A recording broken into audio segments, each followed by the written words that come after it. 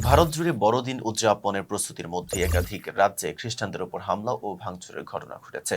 স্থানীয় ও জাতীয় গণমাধ্যমের প্রতিবেদনে বলা হয়েছে, উগ্র হিন্দুত্ববাদী বিভিন্ন সংগঠনের সদস্যরা ক্যারল গায়ক, উপাসনালয়, শপিং মল ও বড়দিনের সাজসজ্জাকে লক্ষ্য করে এসব হামলা চালিয়েছে।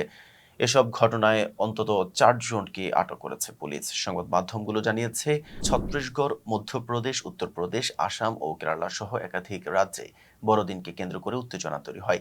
কেরল গায়কদের ওপর হামলা, সান্তাক্লজের মূর্তি ভাঙচুর, সাজসজ্জা নষ্ট করা, খ্রিস্টান উপাসক ও উৎসব সামগ্রী বিক্রেতাদের হয়রানির অভিযোগ উঠেছে।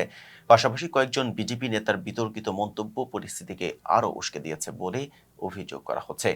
ছত্তিশগড়ের রাজধানী রায়পুরের একটি শপিং মলে বড়দিনের সাজসজ্জা ভাঙচুরের ঘটনায় ব্যাপক আলোচনার জন্ম দিয়েছে। ইন্ডিয়ান এক্সপ্রেসের খবরে বলা হয়েছে, সর্ব হিন্দু সমাজ নামে একটি সংগঠনের ডাকে সেখানে বিক্ষোভ হয়। সংগঠনটি কথিত ধর্মান্তরের অভিযোগ তুলে ছত্তিশগড় বন্ধের আহ্বান জানায়।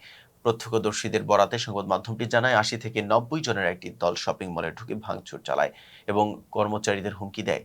এক কর্মচারী জানান, গত ১৬ বছরে এমন পরিস্থিতি তিনি কখনোই দেখেননি। ভাঙচুরের সময় অনেক নারী আতঙ্কে কাঁপতে থাকেন এবং বাধা দিতে গেলে তাদের ওপরও হামলার চেষ্টা করা হয়।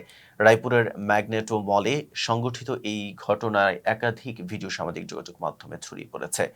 ভিডিওগুলোতে বড়দিনের সাজসজ্জা ভাঙচুর ও উগ্র স্লোগান দিতে দেখা যায় হামলাকারীদের, যা নিয়ে দেশ জুড়ে সমালোচনা চলছে।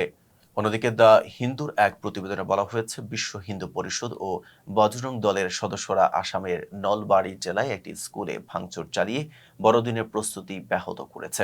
পুলিশের বরাত দিয়ে প্রতিবেদনে জানানো হয়, পানিগাঁও গ্রামের সেন্ট মেরি স্কুলে ঢুকে তারা বড়দিনের ব্যানার ও পোস্টার ছিঁড়ে ফেলে এবং কিছু অংশে আগুন ধরিয়ে দেয়। এ সময় জয় শ্রীরাম স্লোগান দেওয়া হয় এবং বড়দিন উদযাপনের বিরুদ্ধে প্রশাসনকে সতর্ক করার কথাও বলা হয়।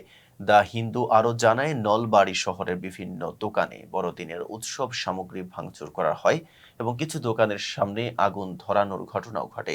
এসব ঘটনায় পুলিশ কয়েকজনকে আটক করেছে এবং এলাকায় নিরাপত্তা জোরদার করা হয়েছে। বিভিন্ন রাজ্যে ঘটনার পর ধর্মীয় নেতারা খ্রিস্টান সম্প্রদায়ের বিরুদ্ধে ভয়ভীতি প্রদর্শনের নিন্দা জানিয়েছেন এবং সংখ্যালঘুদের সাংবিধানিক অধিকার রক্ষায় প্রশাসনের প্রতি আহ্বান জানিয়েছেন। পুলিশ জানিয়েছে, পরিস্থিতি নিয়ন্ত্রণে রাখতে অতিরিক্ত নিরাপত্তা ব্যবস্থা নেওয়া হয়েছে এবং সহিংসতার সঙ্গে জড়িতদের বিরুদ্ধে আইনগত ব্যবস্থা গ্রহণ করা হচ্ছে। ভারতের একাধিক স্থানে বড়দিন ঘিরে এই হামলা ও ভাঙচুরের ঘটনায় দেশ জুড়ে উদ্বেগ তৈরি হয়েছে। মানবাধিকার সংগঠন ও পর্যবেক্ষকদের মতে এসব ঘটনা ধর্মীয় সহিংসতা ও সংখ্যালঘু নিরাপত্তা নিয়ে নতুন করে প্রশ্ন তুলছে। এতক্ষণ সাথে ছিল মেহেদী হাসান। ফেজ দ্য পিপলের সাথে থাকার জন্য ধন্যবাদ।